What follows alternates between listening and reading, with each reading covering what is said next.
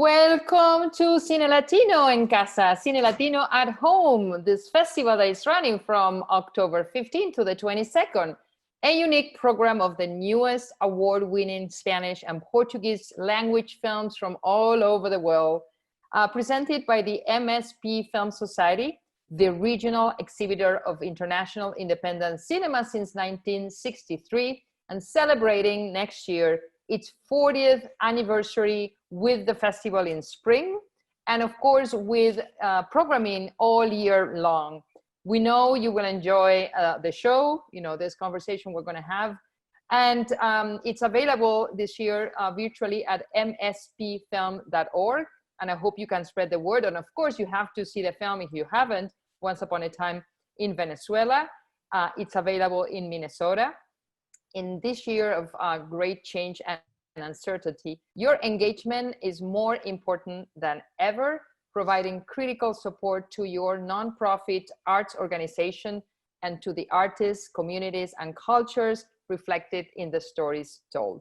Again, thank you, obrigado, muchas gracias por apoyarnos y por estar hoy con nosotros.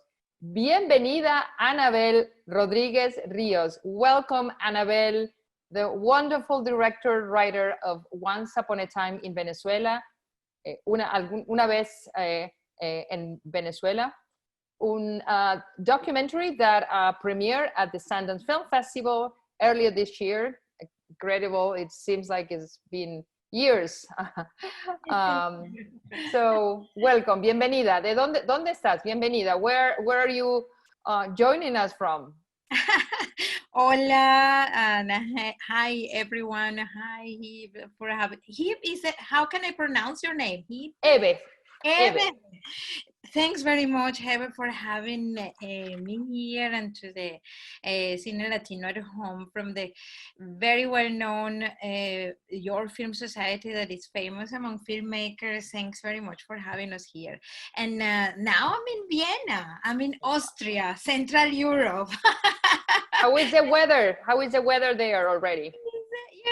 Cold and freezing. Even if I have I could show you, there is a heater like two meters away from me, but still it's not enough.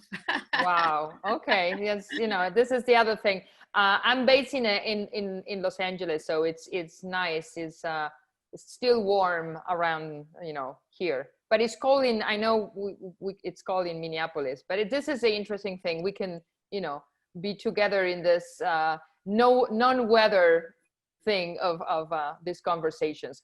I want to remind the audience watching this that you can submit your questions through the Q&A button. So make sure that we get your questions throughout the conversation. So Once Upon a Time in Venezuela.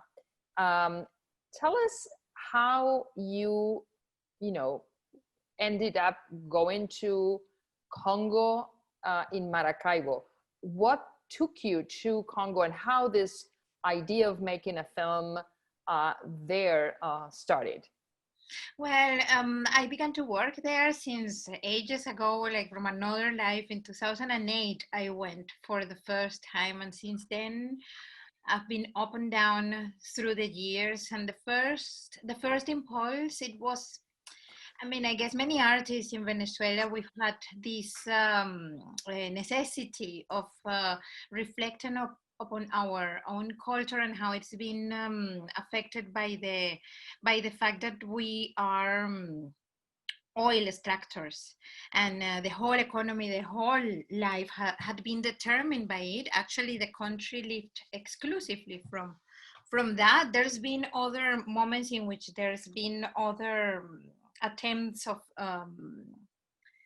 industry, but the truth of the matter is that is been the center. And in Maracaibo Lake, where the story happens, and this village called Congo Mirador, is the main, this whole lake, which is an enormous lake, like a sea actually, is the place where most of the oil comes from. And actually, the whole story of the country got radically changed from the 40s after the war, the Second war, there was this boom about the necessity of use of oil as the first source of energy for the civilization, isn't it? So then the country was really radically changed from a rural country into, a country that within very few years received tons of money. And, lots of building, and there was this dream in the Latin America, which was like this, architectonical futuristic type of vision. And this was actually built in Caracas, the capital city of Venezuela. So then all that came into place. And of course, I was born in the middle of it. And within big contradictions, like many Latin American countries, we have a deep social difference between us, and we are there's lots of classes, can I say, just like discrimination according to your class. So yeah, being born in that, I wanted to go just to the most obvious, where the oil came from. And there was this big contradiction, in the sense that you have the industry in one area of the lake, and the communities that are around are quite neglected. So then that was like the first obvious thing to explore. So that I did in 2008. And as well, we had the idea of capturing this silent lightning that happens there. This is a unique phenomenon that there is no yet a real scientific explanation about it. So, and there is this magic about this fact. It's these kind of things that put you in connection with a mystery, the mystery of life, isn't it? And this, of course, brings to the point what the Caribbean is, that you can have like this kind of moments that you think, okay, this is like is more surprising than anything that you can think of. So, and that's how it began. And the fact of being there many nights trying to capture this thing gave us this, like this stillness of accepting people that would come to visit us. And we began to meet people, families, and so on. And later on in the years, we did a short film called The Barrel, and this is available in our website, onceuponatimeinvenezuela.com, for free. That was in year 2012, end of that.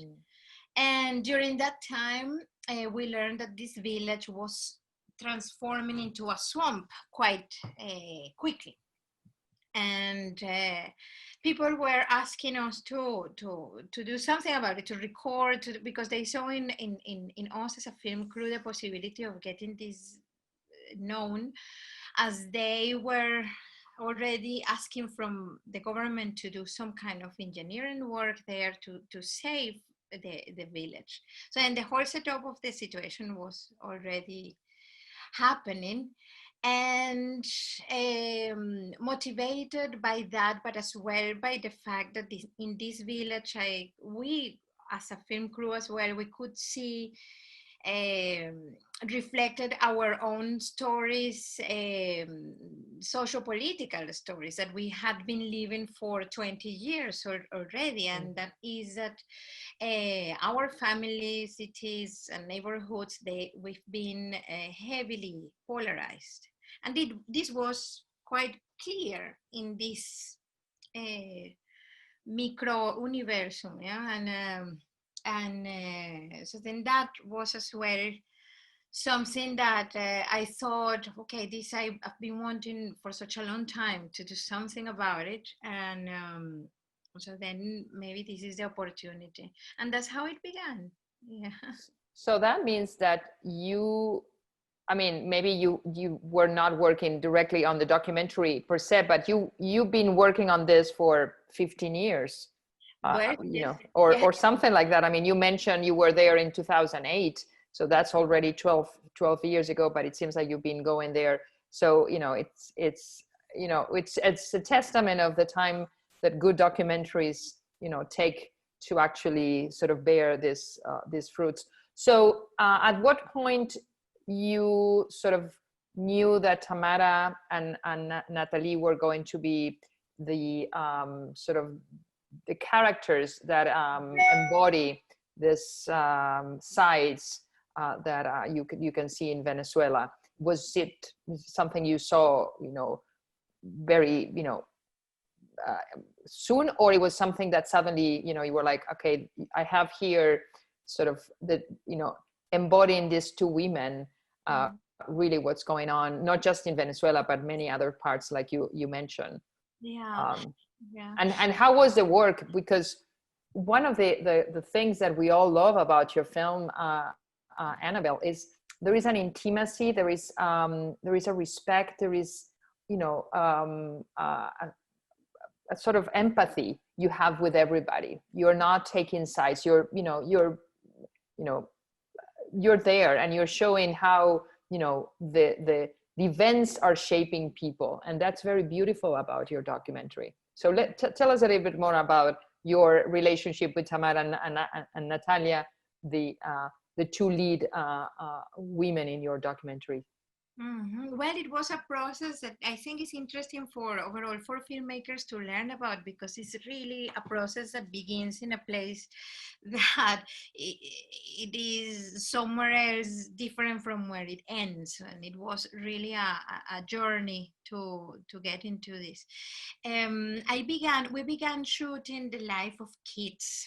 This short The Barrel is about these brothers that are a gang of fisher kids, and they make these races with the boats that they build out of canisters, of petrol canisters, and out of rubbish they recycle them and make them their toys. And the idea, because what happens is that they are, in that moment, they were in fights with the kids of the South. So then, because the ones of the South, they were nasty and uglier, and and then but this, I tell it this way, and you say kids, and you say, okay, it's all innocent, but this is within an environment that the border between Venezuela and Colombia is quite complex. It's full of paramilitarism and so on. So these kids are kids, just kids that work, but at the same time that they want to be, when they have a role model, they would like to be one of these paramilitaries because they are the cool guys going with the guns. Yeah. So then I thought we were fascinated by that. We had quite good communication and lots of fun. And the first concept, and this is funny for a filmmaker, because one writes so many treatments, to raise funds and to understand where there's lots of writing involved. So, and I remember this first treatment, it was about these kids fighting and this coming of age story within this complex environment of the borders, and about these kids that are literally swimming in oil. Yeah. And we thought, okay, this is great, let's do it, and let's do it all from the perspective of the kids. And that was the dream back then.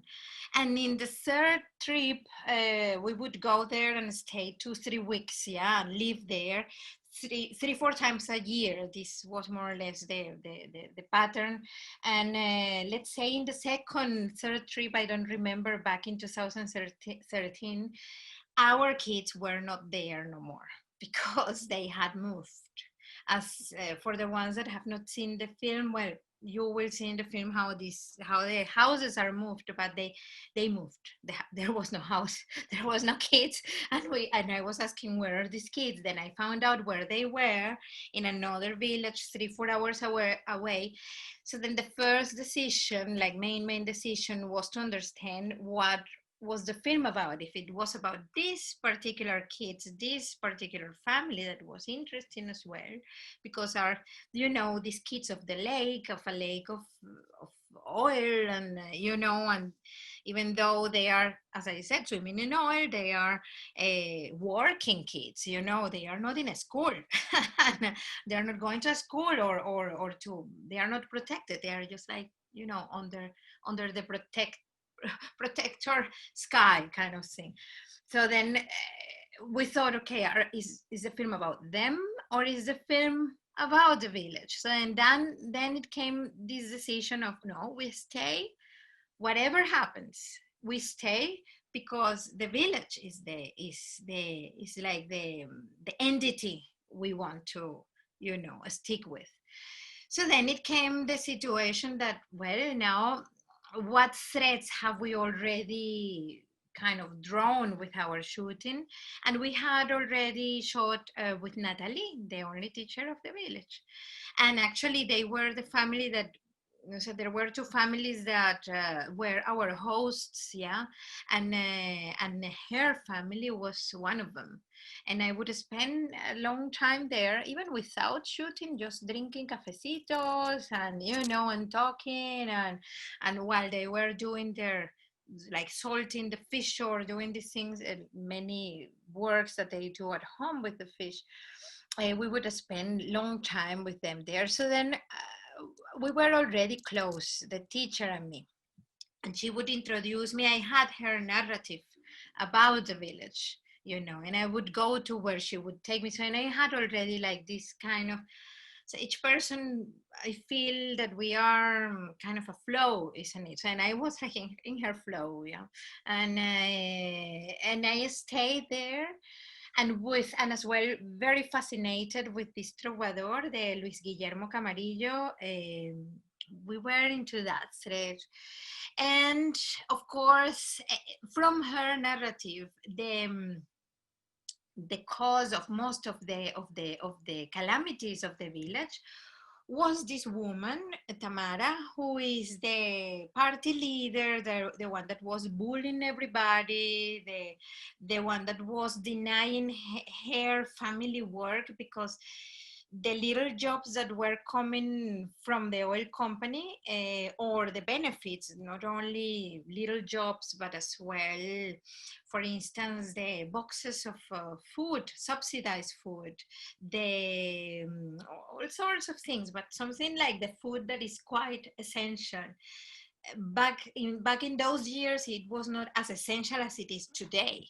And today, still, these boxes are used as well as a power dominion in the communities, no? So who received these boxes of subsidized food? So then her family was not receiving them. And I was getting, yeah, her narrative.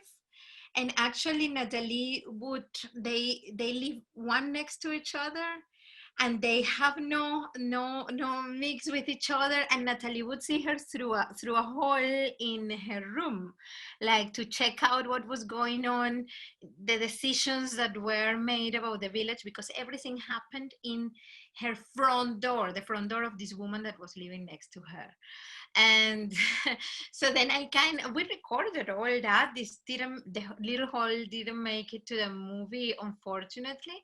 But well, I was not accepted in Tamara's house, because as I was hanging out with the teacher, I was, you know, this oppositionist and whatever. And with the years, in year number 3,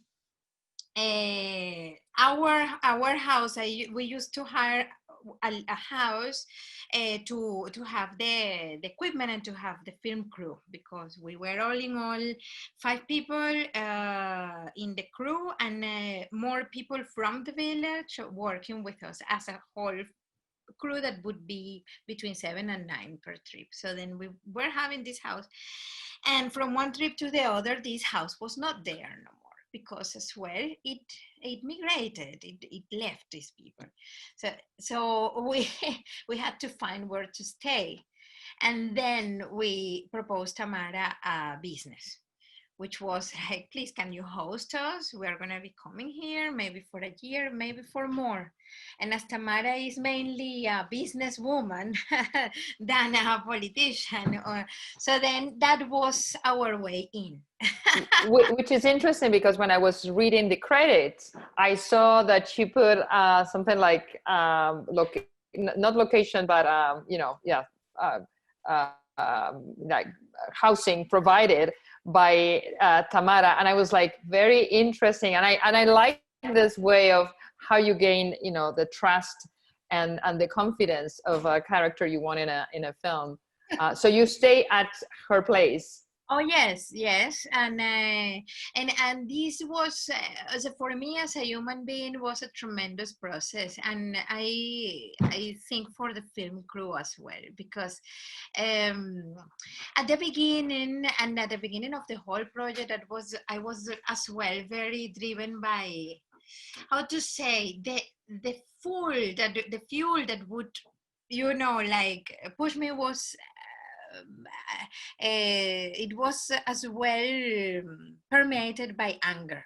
So I was angry towards her as well, because she was like the embodiment of you know, 20 years of um, progressive transformation of a society into a society that was under an heavily authoritarian government that turned with the years into a totalitarian government. Yeah. So then all this was somehow like embodied in this human being there that we didn't have the chance to know really. And with the time, by this actually I saw in the material, and maybe in the film you can see a bit as well, how this, so the way of looking at her, it did change. The angle, the proximity, the everything did change with the time, and as well the relationship. And by sharing with her, well, you know, I mean, the stories that we have are just so many, but we did in these front patio parties, and you know, and we shared many experiences that made us close as people. I think that I think we are still friends. She had seen the film, but not in a cinema, and she had won already like some suspiciousness within the party members, the local party members. So then let's see what happens when we show the film at the end of the year. Fingers crossed that this is gonna be possible. So the film hasn't been shown in Venezuela yet. Well, it's been there is the Venezuelan Film Festival that did happen in February, not in September. It happened online. So then this, of course, is for a, you know, like a small percentage of the population. Not everybody has internet, and the situation is really in a very, very precarious stage right now.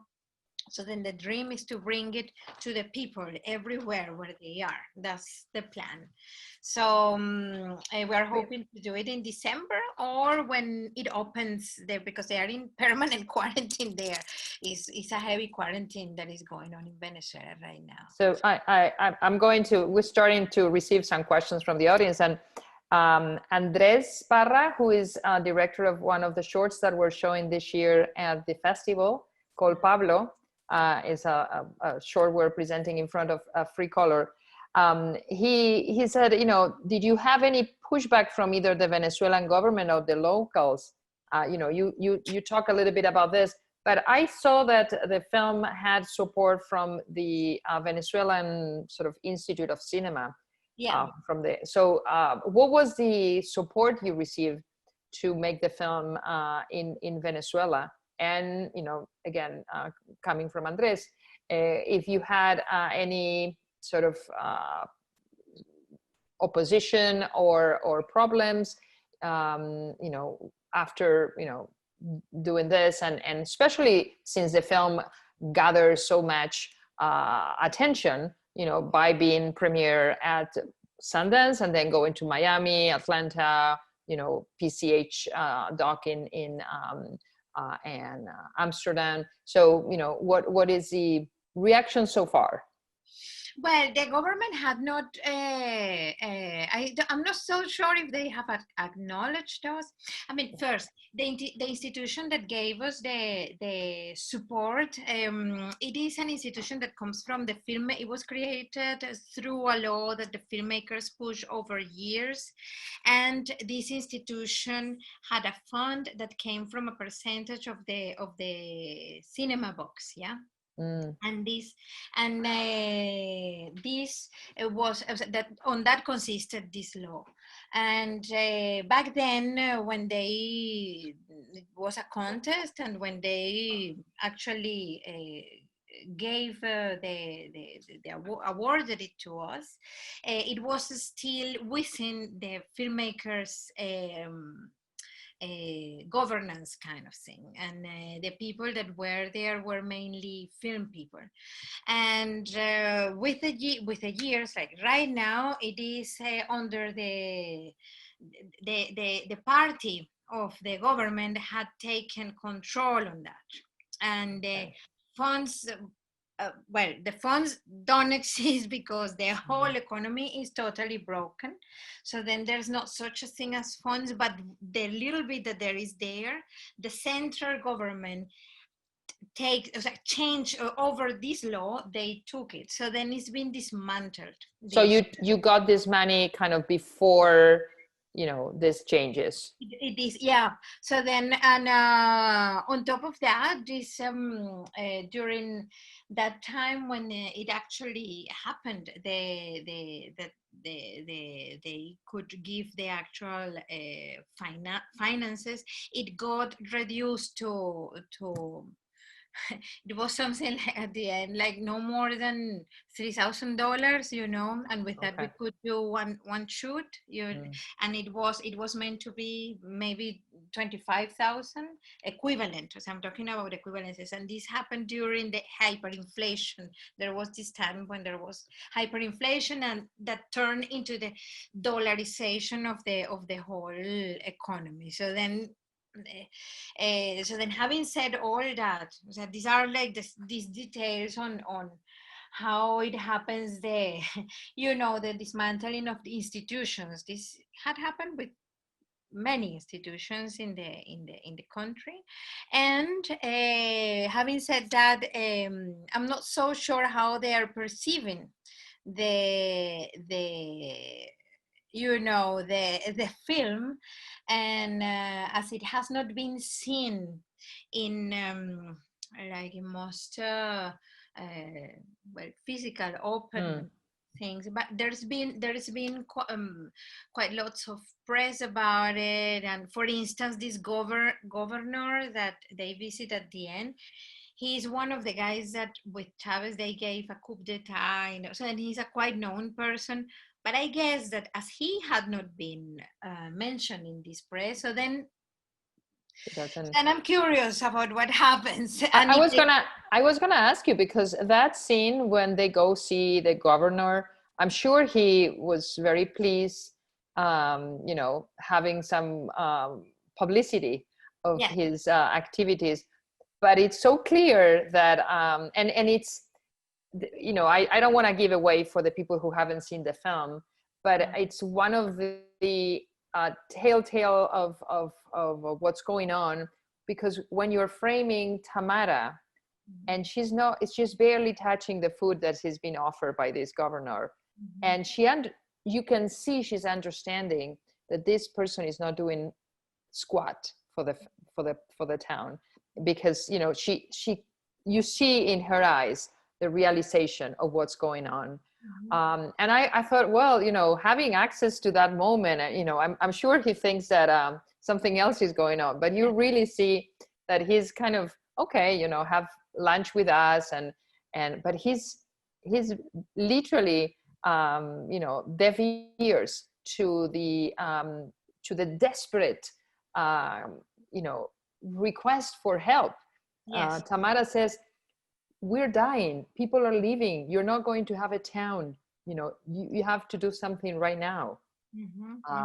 So that takes me, and I want to move to some of the sort of technical aspects, but just because some of the shots, especially, when you see those houses being carried away on top of boats, those are some, and those silent lightning that you mentioned, there's some images of Once Upon a Time. They're just beautifully hunting in a way. Could you tell us a little bit about who helped you on creating those images? a little bit about how many people, were with you when you were shooting, and the sound, because that's, something else, a little bit of a character in the film. Mhm. Yeah, well, the team we made, actually here there is the producer and editor. Yeah, join us, join us. They're hiding behind the camera. Yes, and he's the one that got this shot. I mean, we made a team. Welcome. This is man. Hello, nice to meet you. Nice to meet you. I just came in right now, so. Oh, okay. Welcome, welcome. This is the producer of, one of the producers of the film. So, excellent. Nice to meet you. Nice to meet you. I didn't expect to be in this, You're great, and I think the audience will, love to hear, your take on the film. If you wanna join us, we don't wanna impose. No. But talking about that we did over these 7 years, we did a team that I think we want to be working together for quite a long time, and 7 me we are like ninjas going into the night. Many years working together, and there is John Marquez in the photography, talking about the images and the these moments that have been achieved. This is very much thanks to John. In the sound, there is Marcos Salavarria and Herman Hill. But then in the design, there is Turini in Sao Paulo, who as well did some, that was interesting because he really added, he had never been into Congo Mirador, and he added something else into that. And Seb, in the editing, now that you mentioned the shot, this was something that Seb, rescued after maybe a year working. We had already a first cut, and then this shot was not there. And Seb hunted. No, it was this struggle of finding, and then you go back to the original footage and dive in again into these hundreds of hours. And then sometimes you find these diamonds that you have overlooked in the first screening of the footage. And this was really the moment, this scene with Tamara and in the governor, this moment, especially, there's this one moment where the camera pans without a cut. So it's really because you could easily fake it in the edit, to just make a cut and pretend it's one take, and this was the moment when we all knew we have a movie here, because this is the moment that she breaks, more or less, or she realizes we are not gonna succeed. This village is gonna die, and the whole country is taken with it, more or less. Yeah. It's absolutely true, and there is someone else that we've been with him just yesterday, because we have a conversation with the people from Free Color, is Nasqui Linares, your composer. I wish we had the time to call him also for this Q&A, but it was interesting to see that we have these two films from Venezuela this year, and he made the music. What was the work with Nasqui for the film? Yeah. Nasqui, well, we went through several concepts, but from the very beginning, in the shoot, John and me, I mean, we all know each other for years, and John and me, in one of those nights, of being high in the adrenaline and in the high of a day of shoot there, we called him and said, "No, Nasqui, you have to come now. You have to come now. This is 4 hours away from one place to the other, or more, 5 hours, and you have to come now, and you have to listen to this Luis Guillermo Camarillo, this old man that goes with because we really want to do something about this, and we need to record him properly, and we need to do something with that." Unfortunately, he never went, and we all had to migrate. So they had to leave the country, and most of the crew, the film crew, had to leave, because basically to to survive the situation, yeah. And then and the families, and then so then we regret really that he could never do it, because when is this going to happen again? We don't know. So when we are all old, I hope no, but it was this unique moment that he couldn't do it. But then after that, when we were editing, we knew that the music of Luis Guillermo Camarillo was central, but then we were working with several instruments, isn't it? And then the concept was the concept I remember in our conversations, because it was a triangle of between editing, direction, and Nascui and the music, and we were thinking, okay, let's do this band for imagine that Luis Guillermo has a band. What instruments? Exactly. Yeah. No, the communication was great with Nascui. We were like, from the first moment, we were on the same page. We understood where we want to go, and yeah, it was a wonderful collaboration. And then he came with this idea of we tried several instruments, and some things were not working, and we were looking for it, and then it came the thing which was to use the accordion. And in Barcelona, where Nascui lives, there is another Venezuelan as well, exiliate, that he's a very good accordionist, and this somehow has lots of relation with this environment of Congo Mirador, because it's actually what you hear, the accordion, and the cumbia actually is this kind of thing that is transversal to the whole Latin America, and the sounds of the accordion is something that really touches your fiber. And it is an amazing, I mean, like that Luis Guillermo Camarillo really steals the screen.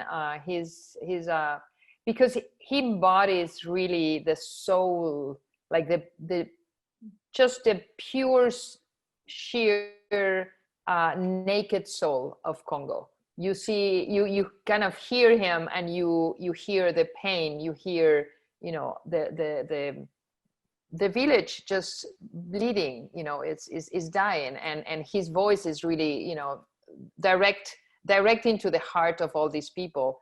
And I think that's the reason, in your way of mixing all these different characters, and each of them giving us this whole idea of what's going on in Congo, understanding the pain that has to be, when you see, like you see in the film, the village is disappearing, and of course the school really embodies, you definitely see how the village disappear. And I didn't know you were working on, you work on the kids side of the story here, but it's clear how the going away of the families, of course, makes any town, big, because this is happening in small villages all over the world, unfortunately, when families start leaving, because their ways of living and the conditions are not anymore possible.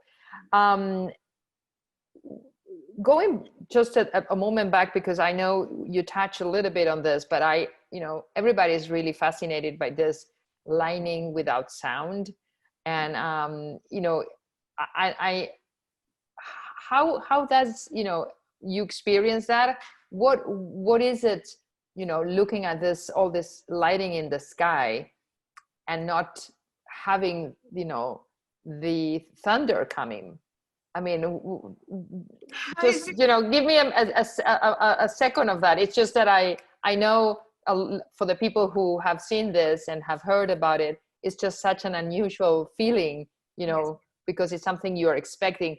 I guess it's also a little bit of the town screaming out, and that scream not being heard, and to me, I mean, metaphorically talking, sorry, I'm kind of creating images. Yes, no, that's a great idea. That's a great understanding of it. But to be there actually is that, and is the whole the stars. So you are there and you see the stars in plane, and then when you are like on top of these piers that they are wooden ones, and you are just simply lying there in the middle of this immensity, and then you have in the background this in the like far away, because you have this thing. It's like it's really a connection with the beyond, con el más allá. Yeah. It's very, It's the magical realism of Latin America, probably. totally. And I think, you know, we were, after all these years, I am convinced that what Garcia Marquez did, and now, and as well, Juan Rulfo, they did a bit of documentary, you know, I can imagine just like writing down things as they are, you know, like this character of Garcia Marquez, of this old, a very old man with the wings that is like, you know, tell me if it's not Camarillo, that is like, you know, like absolutely this pelican being there. Well, And they were both our references as well in a way. We even called it our little Macondo, no? Yeah. And we even thought like these people, not that they're all dead already, but they're basically all disappearing already in some way. No? So yes, it's a mixture of Rulfo and Garcia Marquez. Yeah, but then as well, all this story with the people that are los aparecidos, or like ghosts or spirits and so on, they are present. And we had like a couple of experiences there. For instance, one night, because this is a place where there can be like these rains that are epic rains, and actually with these winds, and there is the stories that some of the houses that they are blew by the wind, you know.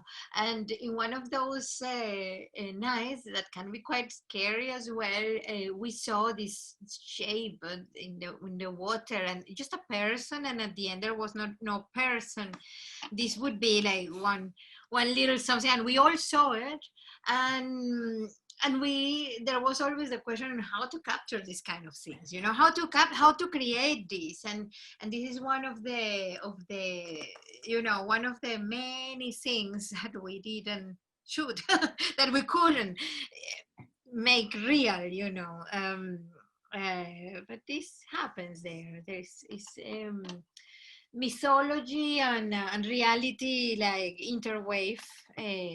There's no frontiers, there's no limits between them.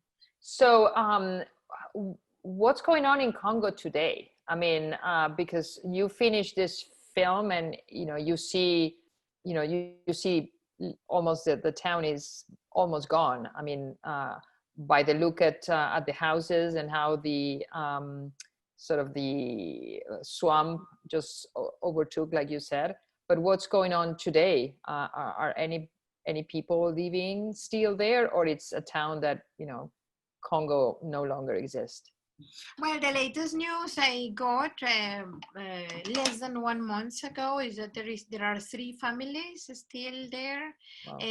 As a place, the geography, on how the place is, there is only one canal that is as wide as one of these fishing boats, but the rest is earth, soil. I mean, this is a spoiler for whoever had not seen the film, if there is such a thing as a spoiler in this film. But yeah, that is So basically, the town is gone, because if it used to have maybe 50, 60 families or more. And do you think that also the reason they are not, or they haven't really made any effort to save the town, is because they actually are interested more in the oil beneath the lake than saving the livelihood and, you know, the town? Well, this could be one. This is a speculation that we did already have, but at this point so it's difficult to establish something like that. Overall, in a country in which what you see is it looks more like chaos, you know, than something like really a plan. No, I don't think there's no really plan. You know, it's just And but what I would say that it looks like a plan is the whole the making of the whole country, like it's in a tabula rasa moment, and within that vulnerability there is all sorts of actors there coming to buy places and to buy land, yeah, or and take control on places. So in the lake itself, this phenomenon is more, the protagonists of these are several paramilitary groups. So yeah, it's really so they are, because well, without getting into a lot of detail, the lake is becoming sort of, at some point it will become more, you know, like land to sell, or I mean it's transforming itself into, you know, some sort of land, and they are kind of starting to profit from that. That's what you're saying? No, the lake is just to explain how it is, if you in the Google Maps, you're gonna see the Maracaibo Lake is enormous, and then in the delta of Catatumbo, which is this main river, there are several lagoons. So all the south is where there are several deltas. There are lagoons that have like their own micro habitat, yeah. And Congo Mirador was one of these lagoons. And the delta of the Catatumbo itself, it is changing. Instead of having 2-3 branches, it's having only one. And you know, and in these deltas is where you see more the climate change consequences, and this is mainly catalyzed by climate change. So, but the lake, I got to tell you something. With the decay of the oil industry, which is the situation of the industry right now in Venezuela, because of neglectancy mainly, but as well because of change on the market and of our civilization. I have a hidden hope, which is that, well, maybe the good side of this decay is that these places like these are gonna regenerate, you know, because there's not gonna be more sediments. Yeah, there's not gonna be more oil exploitation or more oil splits, and which is being more or less since the 40s. It's happened since the 40s, and as well, lots of population being there, lots of fishing as well. All of these things together had really like drained the life of the lake. So imagine that there used to be, for instance, tuna fish and because the lake is salt water together with the river water, so and you have like this kind of fauna that is mixed. And there was this enormous fish that is this cowfish, I think it's called in English, this manatee in which is very rare. This used to be there. When Natalie was a kid, she told me that she saw several and so on. And this is all degenerated.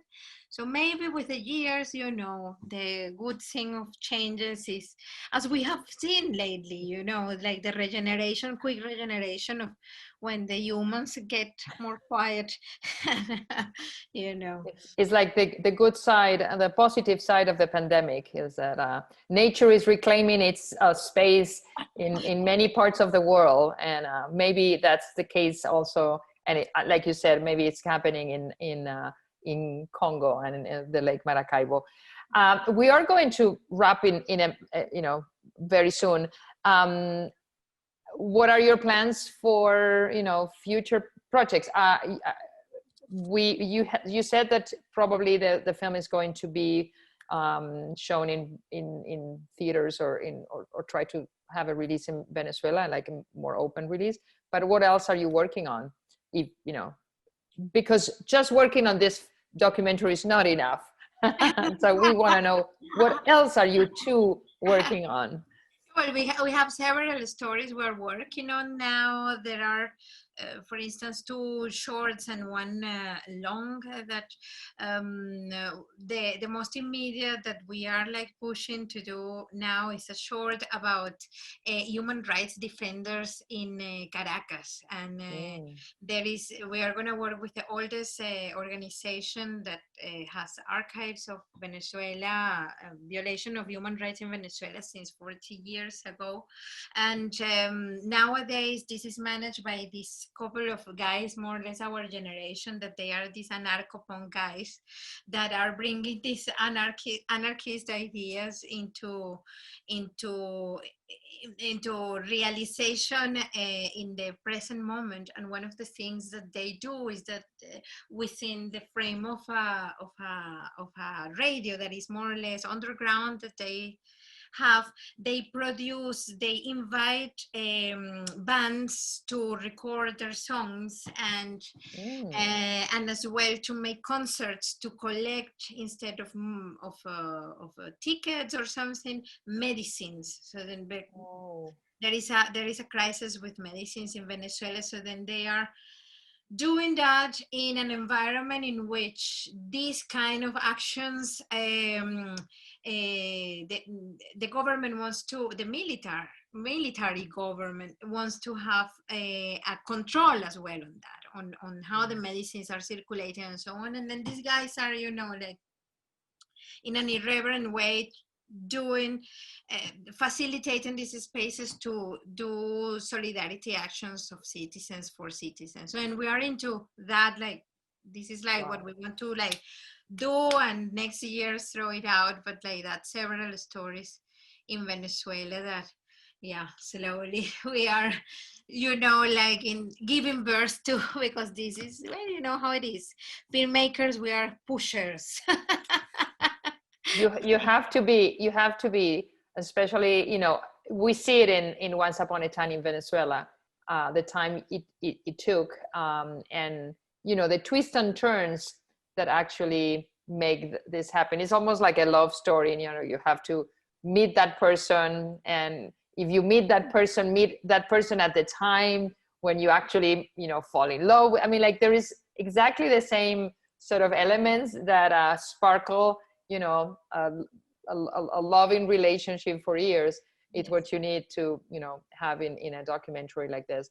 I have to say thank you again, Sep and Anabel. This has been an amazing conversation. We could talk for hours, but I think we learn about not just you making the film, but a lot about the Venezuelan, and everybody's have Venezuela in their thoughts and hearts. We know it's tough, and we know in Latin America, but the world is it's in a state where all these stories that shed light on the lives of people who are in situations where are not that easy, and when you see stories like Once Upon a Time in Venezuela, but the story of Congo and the fight for survival, and that's again one of the things that we love about the film, because from different sides of the pond, Tamara and Natalie, they both want to make sure that town keeps on going, and it's they try. It's some other people who are not listening, and so we hope this story travels fast. Again, for the people who haven't seen the film, they are in Minnesota, because the films are being broadcast in Minnesota, but I'm sure the film is going to be many other places in the United States very soon. So again, Sep, Anabel, thank you. Muchísimas gracias por haber sido parte de ser, son parte hasta que terminemos el Festival de Cine Latino en Casa. Gracias. Es un honor. It's really, really honor to be within your programming, and I'm not gonna miss the movies. I'm gonna try to see them all. I hope so. hasta muy pronto. Ojalá nos podamos encontrar pronto en el real world, en el physical world, y podamos volver a abrazarnos y besarnos como hacemos los latinos. Sí. Hopefully we meet soon in person. Thank you, and please keep watching films and keep joining us. We're going to have another conversation just in barely an hour with the director in Spain, the director of a sneak preview, La Receta del Equilibrio, Oscar Bernasser. So thank you. Thank you, Hebe. Beautiful. Thanks.